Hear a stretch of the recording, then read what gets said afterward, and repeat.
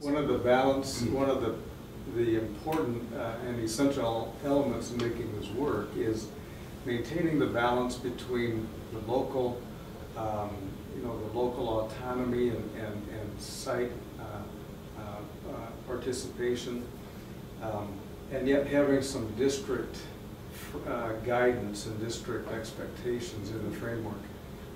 Our school district is probably one of the most site-based districts historically in rural Alaska, all the way from budgeting to programs to everything else.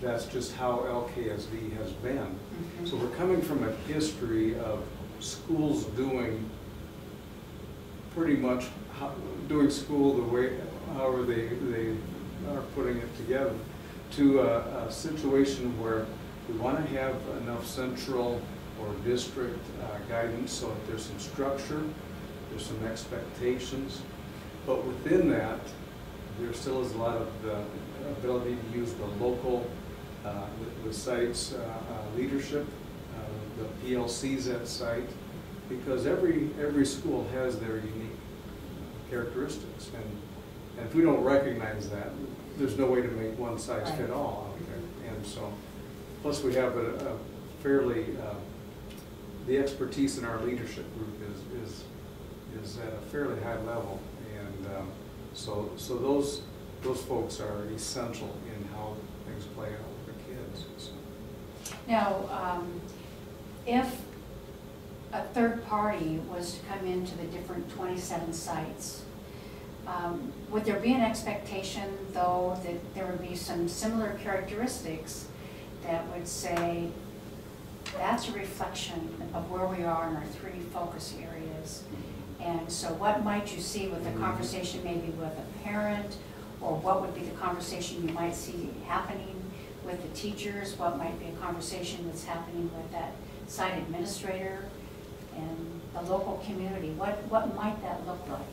Well, I think the similarities would be a reflection of the framework, and although we're in our first year of implementation, I think the fact that it was a collaborative effort that built it, and nearly all of those folks are still with us, there'd be a fair amount of similarity just in implementation of the pieces and parts of the framework, yet certainly some individual characteristics based on this school and the creativity on site and the individual characteristics of the students and the demographics of the village. One of the things when we started 3 years ago with these initiatives that we had identified as something we knew had to be part of this, and one of those non-negotiables was fidelity of implementation. It was something that as we had gone through a state instructional audit, we knew kind of at a gut level that was an issue. That audit confirmed that for us, and so when we really preached to our site administrator group that as we go about this process and as we build these initiatives and put this program into place, that there's an expectation that to the greatest extent possible, given the varying sizes of our villages and our schools, that there has to be a level of fidelity across the district, or we're going to have 27 sites doing 27 different things. And we know from experience that doesn't work. So that was a pretty high level of expectation there in terms of fidelity, and we're monitoring that as we go forward. So as you, again, you look back what's happened over the last 3 years to where you are right now, what do you think was the most significance of what did they have to give up, or was there a give up to get to where you are right now, to year 1, and really saying, we're getting there? I would say one of the most significant things that I've seen is as we started on this process, just the fact that we changed the focus of our site administrator meetings from talking heads to really focused on instructional leadership was huge. There's an extremely high level of collaboration. And everybody in our leadership group, from all of our principals to the admin team, highly value that collaboration time. But the one thing that I think has been surprising, at least for me in all of that, is that collaboration time. It takes a lot of time, effort, and energy.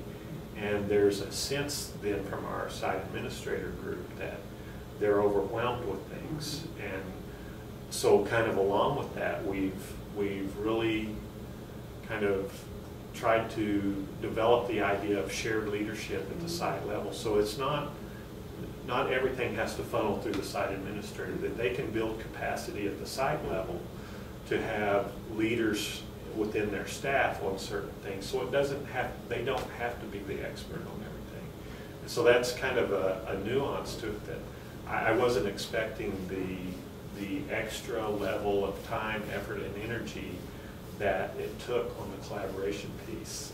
And it's highly powerful to do it, yet it does take a lot of time, and effort, and energy. And so as you found time, how did you find that time? What were the adjustments that you made to bring people together? Or did you use technology, or kind of a combination of all of the above? What might you say to that? Well, we've typically all kind of throughout the history of the district met 4 or 5 times a year, 6 times a year for a couple days each time to conduct business. And so the shift from that to more of a professional learning community certainly got us a lot of time there. There's never enough time though. And we do a fair amount of emailing, and we've done a little bit with our two-way video, although not as much as probably we could. The real valuable time are those times we get together and we sit down and really learn together and discuss things and figure things out. It's a critical time. And the meetings that we have this year have shifted just a little bit from the sort of the intense collaborative planning kind of work that we did last year. Because like Gary said, there was a need to pull a vision together, a vision statement, an overall plan with some of the initiatives that have come forward in the past 3 years. To this year being more spending time learning about proceeding forward as we're in year 1 of implementation. There's a lot of operational questions that come up then. And so for instance, this coming weekend, we have a 2-day learning session. We're all going to be learning together regarding RTI. And Lexi is going to be live with our group, and we are all going to be learning and developing and refining what we do with that one piece that is so critically important. Not that we don't have leadership and experience in that area in many of our schools, but it's not a very common language yet. Yeah. So that's where our work needs to be done.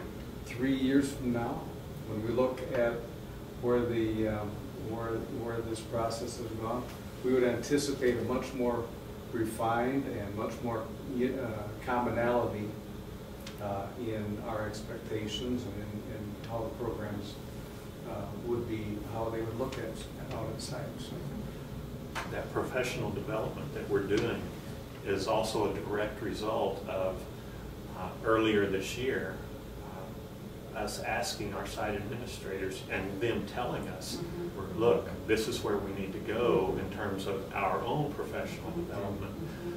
And so we've put the effort into making that happen so that we can have Lexi coming out to help us with that and kind of bringing it together so we can learn what's going to work for us in our district. So you've really done an examination of what your key strengths are within your district.